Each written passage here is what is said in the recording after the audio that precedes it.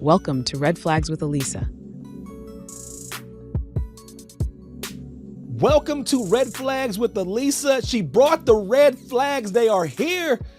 Elissa Brewster is a seasoned attorney with over 20 years of experience advising healthcare executives on risk, compliance, and operations. Now she's bringing that same level of diligence and care to estate planning, helping families protect their futures with clarity, compassion, and smart legal tools. I'm Evan Mack, and I'm thrilled to have you join us as we begin an exciting new chapter on this show. In this episode, we're laying the groundwork for a new series: why estate planning matters, what it actually involves, and what inspired Elissa to expand to this vital area of law. This is Introduction to Estate Planning: Why Every Family Needs a Legal Blueprint. Welcome, Ms. Elissa. Hi, good morning. What's going on? Did you change your hair? You changed your hair. It looks good. Well, thank you. It's the prerogative of a Black woman to change her hair.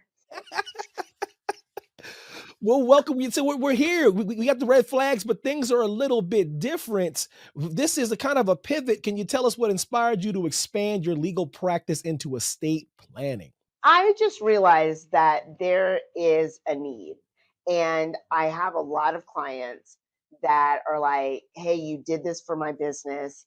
Can you help protect my business? Do you know anybody who could do this?" And I was like, "Well, yeah, I could do this," instead of, referring it out to others. We really want to be your one-stop shop. One of the things that we tell clients when they're, calling and investigating what law firm they should go to is that we want to be your partner. And a part of being your partner is taking care of you and your assets and your family and your investment. And so this was just a natural extension on how to do that. Ms. Lisa, I think people hear the term, estate planning all the time, but I don't know if they know exactly what it entails. Can you tell the people at home what estate planning is and why it's important? A lot of people think estate planning is only for the rich, right? Mm-hmm. And Mm-hmm. if you are very wealthy and you have generational wealth, then this is something that you need to consider. But there are a lot of people, especially within minority communities, that have assets. Assets could mean, grandma's house. Assets can mean, land somewhere, or just stocks, bonds, any type of asset that a lot of, middle class families have been working towards in order to build that kind of nest egg. Those are assets. And if you just, by having something as having someone be the beneficiary, a lot of people think that that's, oh, well, I name my husband, I name my daughter, I name my son Right. as the beneficiary. It is a little bit more complex than that. And unfortunately, what ends up happening is the individual with the asset passes away, and then Mm-hmm. because that's like we all are going to pass away at some point, and so that individual passes away, and then the family is left to deal with the burden and the mess of, okay, now how do I get grandma's house? Grandma wanted to leave the house to me, Right. or mama wanted to leave the house to me, or if I'm going to get the house, then my brother is going to get this.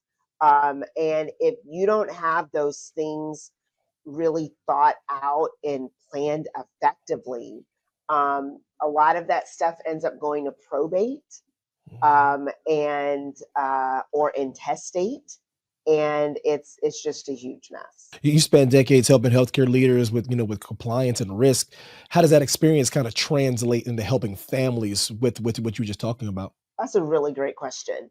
I would say really understanding what those risks are in a business aspect are going to easily translate to helping families, because even in business, I am still helping families, right? There is a family that wants to have the florist shop, or that wants to have the bakery, or that wants to have the trucking company. And so when you create that endeavor how are you going to protect it? What is your plan of succession? What Mhm. happens if someone is incapacitated? What if you're in, God forbid, right? What if you're in a car accident, right? And you're unable to run your business, or what if you are incapacitated because of a stroke or Mm. some other type of healthcare crisis? What is going to happen to that business? And really, if someone were to pass away, how are we protecting those assets? How do you, as that business owner, want your legacy Mm. to go on to future generations? And so, it's about having those tough conversations. It's Right. not something that a lot of people want to think about, but you'd be surprised, because a lot of people now, I think, because of the internet, because of social media, are more informed and are more proactive. So that's why we're here to help. Yeah, but to that point though, people do a lot of Googling, but I don't know if they necessarily know what they're Googling. But can you talk to me about the misconceptions that you hear from people when it comes to wills and trust and planning ahead? Because they'll probably come to you and they all Googled up and they found stuff on Ask Jeeves or wherever they get their Oh information. And gosh. Yes, yes. Well, like I tell lots of folks, your Google search is not equal to my JD, right? mm, So I use Google too. I use Google too. I use Google all the time, right. but I'm Googling specific things, right? I'm looking for specific things. So, in terms of estate planning, having a will is great, right? But that will is going to have to be probated.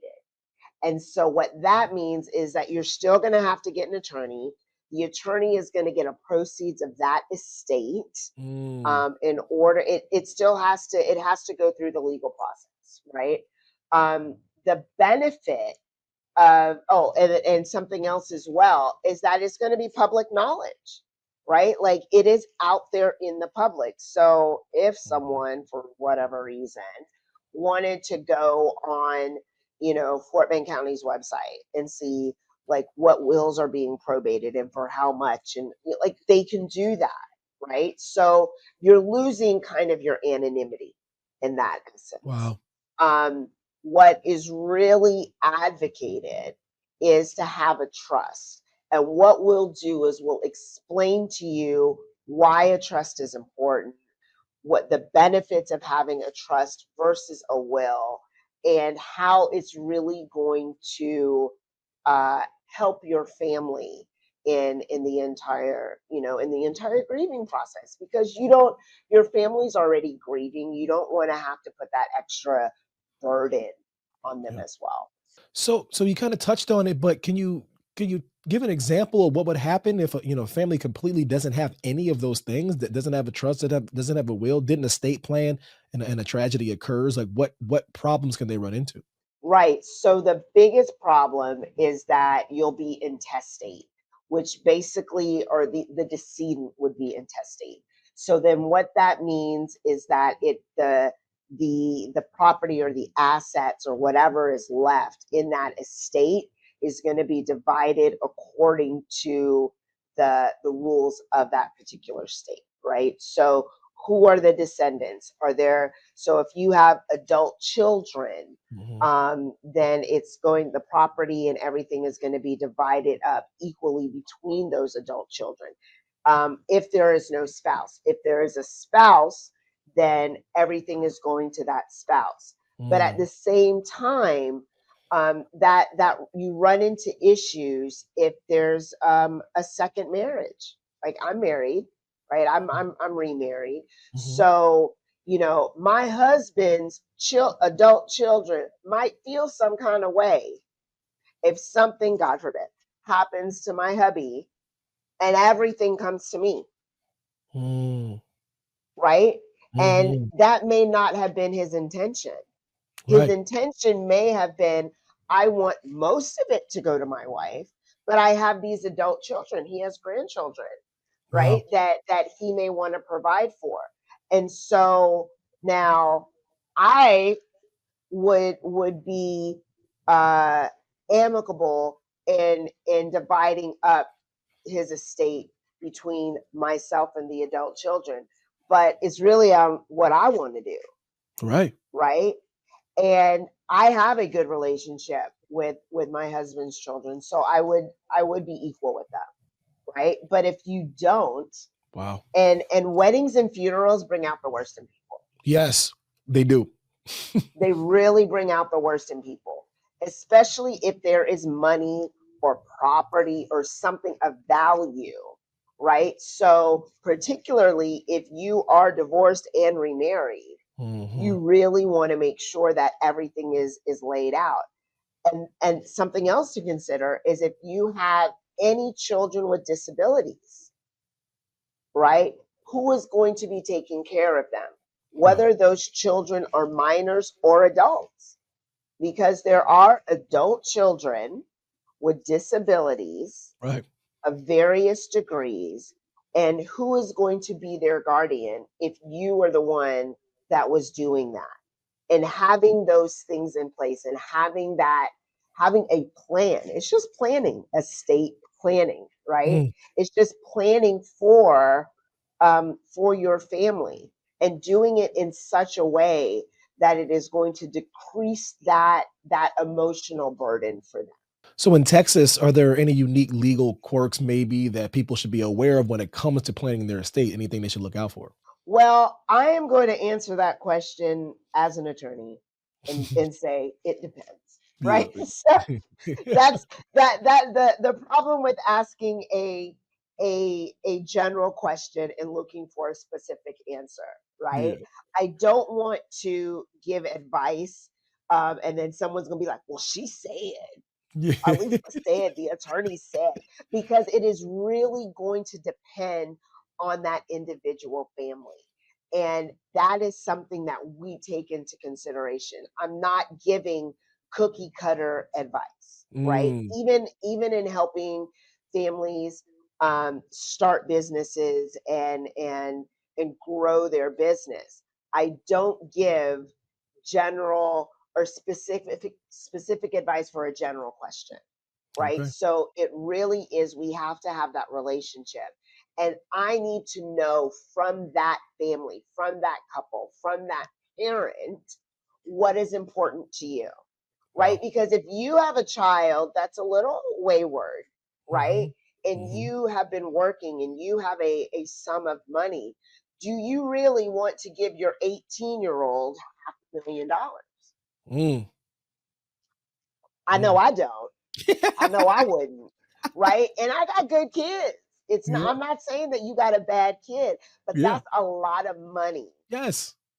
That's a lot of responsibility. And then people are going to be coming out of the woodwork. Wait, your grandma left you what? Yep. Oh, I'm your BFF all of a sudden, Absolutely right.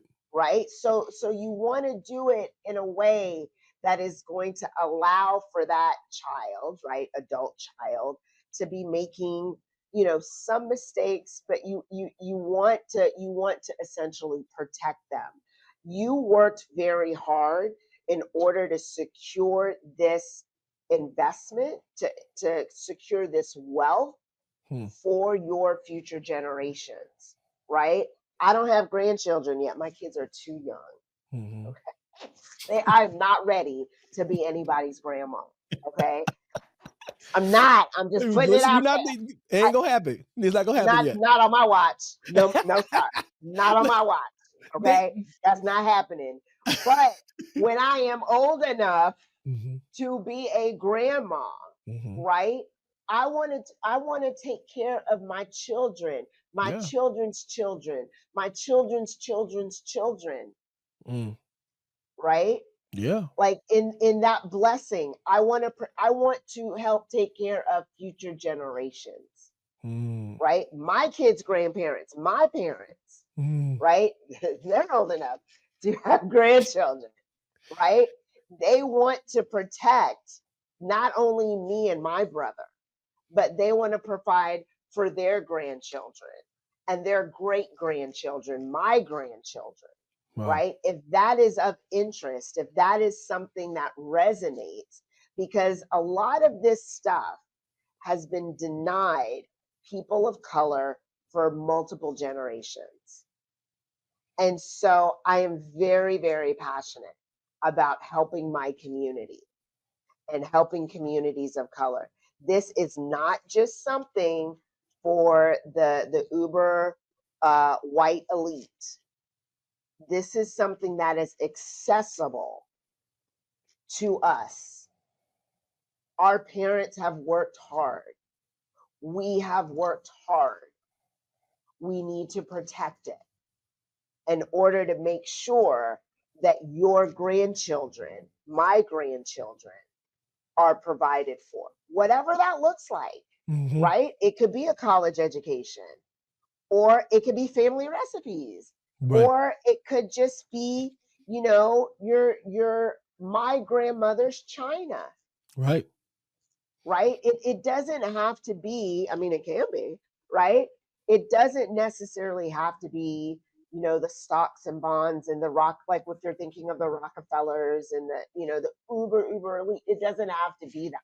It can be that, but it is also that land that has been in your family for generations. We need to make sure there's good title.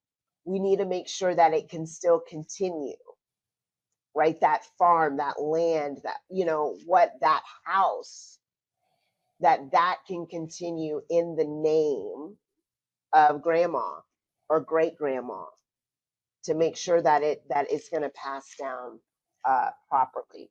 And one of the best ways to do that is to put things in a trust, because if you do it that way, you are removing a layer of burden, and removing a layer of problems, because then guess what? We don't have to go to court. We don't have to go to probate. We don't have to probate anything. Mm. Everything is just going to move to the trust. You have a trustee, and then it's like, oh, this is what's going to happen. And especially if you have minor children, right? My kids are young. Those are things you need to think about. If something happens to me, and remember, I'm remarried, so these are not my husband's children. Right. What, and if something were to happen to my ex-husband, who do I want raising my kids? Wow. Right? So Who do I want to be responsible for that? Who's going to bring them up like as if I would, or as closely to me as possible? Who's going to give them that emotional support? Because mommy isn't here anymore. so what does Miss Elissa do when somebody comes to you, you know, for the first time and they're trying to plan their estate? What can they expect when they roll up into your office? Awesome question. I want to get to know you. I want to get to know your family. I want to know what is important to you. It's very similar, like what I do with, if you want to start a business. Why do you want to start this business? What, you know, what is your motivation? It's the exact same thing, right? But just like, you know, a little different. I want to know you. I want to get to know you. I want to know what's important to you, right? If it's an individual, if it's a couple, I need to know what is important to this couple. Husband, what happens if something happens to you and the wife is left? Wife, what happens if something happens to you and the husband is left? What do you want to do? Do you have family members, you know, that you do want to bless with either sums of money or property, or, you know, what does that look like? It is very individualistic to that family. No, all family dynamics are going to be different, right? So it is very individualized. And so we are going to create, you know, either a plan for your family, a plan for your trust, and or depending on the amount of wealth that you have, a plan for your wealth, right? And we'll talk about the good, the bad, the ugly, go through all the different scenarios. It is definitely a process. It is not a matter of fill out this form. Thank you. We pumped out these documents. Here you go. We're helping you plan for your family. It's well Truly said, but family planning. So, well said. But so for someone listening today who has never done any planning, they listen to this episode, they tuned into this episode. What's the very, very first step they take after this episode? Call me. Call me. Make an appointment. Come in and see us, and we'll walk you through the entire process. We are going to hold your hand through the entire process so that you have that peace of mind. That's really what this is about. Absolutely. Thank you, Ms. Elissa. Thank you. Thank you all for joining us on Red Flags with Elissa. To connect with Ms. Elissa, visit brewsterlawtx.com. And don't forget to like, subscribe, leave a review if you found this information helpful. Thank you so much for joining us. Thanks for watching. Be sure to hit that like and subscribe button and leave us a review in the comments.